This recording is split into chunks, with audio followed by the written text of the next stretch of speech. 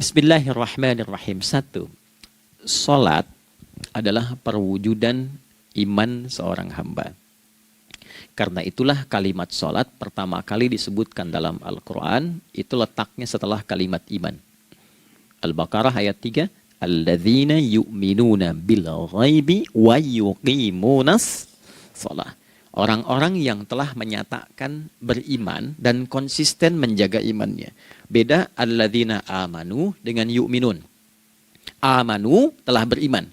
Tapi kalau dia komitmen dan konsisten terus menjaga imannya sampai saat dia berpulang pada Tuhannya, maka berubah nanti bentuknya kalau di bahasa Arab jadi mudhari'. Kalau di bahasa Inggris kan tuh punya 3 arti. Present, continuous, and future. Jadi kalaupun sekarang terus berlangsung sampai masa depan pun saya tetap akan beriman. Nah, pembuktian untuk menjaga iman itu pembuktian utamanya pada sholat. Itulah sebabnya satu-satunya amal ibadah dari rukun Islam yang 5 itu, ya, satu-satunya amal ibadah yang disebut iman dalam Al-Quran hanya sholat.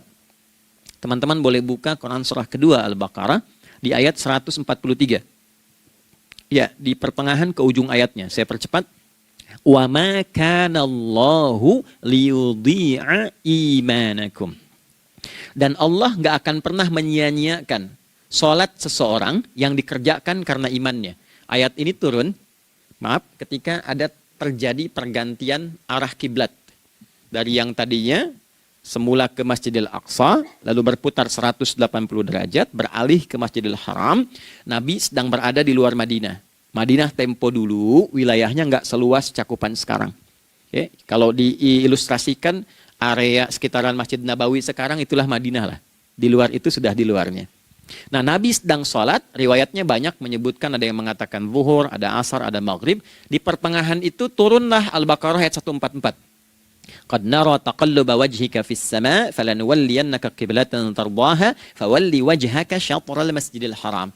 Maka berputarlah dengan turunnya ayat ini 180 derajat menghadap ke arah Masjid Al-Haram.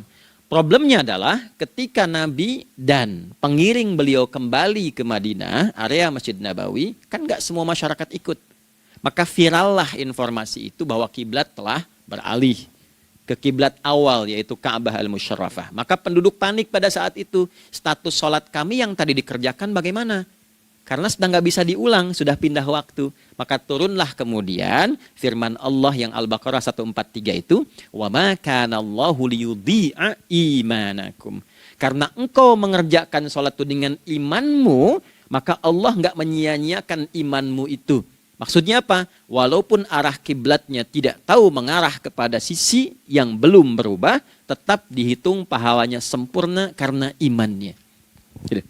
Nah, ini nanti yang menjadi landasan turunnya Al-Baqarah ayat 115.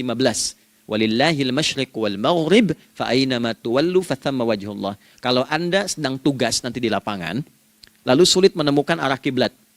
Aplikasi susah karena sinyal nggak masuk misalnya. Oke, kemudian juga matahari agak remang-remang sehingga sulit untuk terlihat patokannya. Maka dengan keyakinan, dengan iman itu, menghadaplah ke arah yang kita yakini, maka berlakulah Al-Baqarah 115. Di saat itu diterima amal ibadah kita sama dengan yang menghadap kiblat dengan dasar imannya. Oke, nah pengertian terbaliknya, mafhum mukhalafahnya, maka Nabi mengatakan, al-farqu bainal mu'min wal kafir tarkus salah. Beda antara orang yang beriman dengan yang belum beriman adalah pada sholatnya. Jadi kalau ada orang mengatakan sudah beriman dan tidak menunaikan sholat, ini artinya keimanannya belum diakui sepenuhnya oleh Allah Subhanahu wa Ta'ala. Jelas ya? Halo, kenapa sedih begini? Maaf, saya terlalu cepat nggak? Enggak ya? Baik. Jadi dalam poin ini penting pembedanya di sholat. Itulah sebabnya kenapa dari kecil kan, usia sekian, dari mulai 3 ke arah 7 tahun contohkan. Ya, orang tuanya sholat bentangkan sejadah. Kalau bisa, kalau anak sudah mulai suka tuh kasih model sejadah yang anak-anak sukai bentuknya. Ya, dulu ada anak saya senang model mobilan, saya tidak sebutkan supaya tidak endorse gitu ya. Dikasih sejadah dengan pola itu, dia senang tuh ikutin. Kita nggak minta sholat, dia datang sendiri. Ya, Nanti setelah mulai 7 tahun kan baru diajarkan dengan baik, diajak ke masjid kalau yang laki-laki. Demikian seterusnya. Ya, mengapa dari awal dituntun seperti itu? Untuk memberikan sebuah penguat bahwa penjagaan iman dimulai dari sejak dini. Ya. Tapi di Indonesia saya perhatikan kelasnya sudah advance.